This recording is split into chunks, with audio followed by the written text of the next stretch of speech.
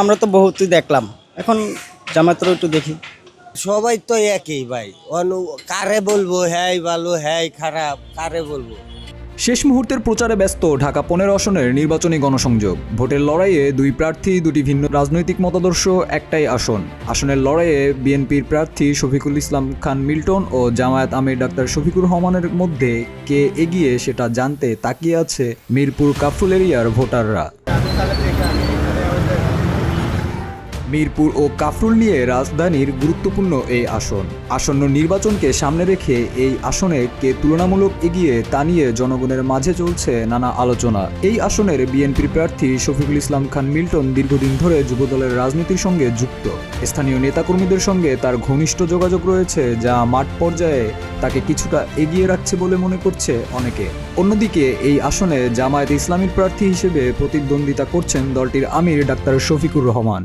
আমরা মনে করি যে এবারকার ডাক্তার শফিকুল ইসলামই যোগ্য, কারণ আমরা তো বহুতই দেখলাম, এখন জামাতেরও একটু দেখি। এখন আমার তো ভোট আমি বিএনপিরও দিতে পারি, এই আপনার দাঁড়িপাল্লাও দিতে পারি। আমার কথা কি আমি কি সবাইকে বলবো? সবাই তো একই ভাই।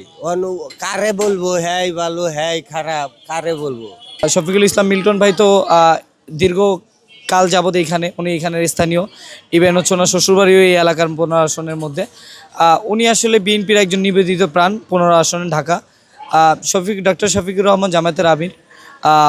উনি আসলে সারা বাংলাদেশ, অত্র বাংলাদেশে অনেক জনপ্রিয়তা, কিন্তু আসলে আসন ওয়াইজ যদি আমরা চিন্তা করি ডাক্তার শফিকুর রহমানের থেকে শফিকুল ইসলাম মিল্টন ভাই অনেক আগে আছে।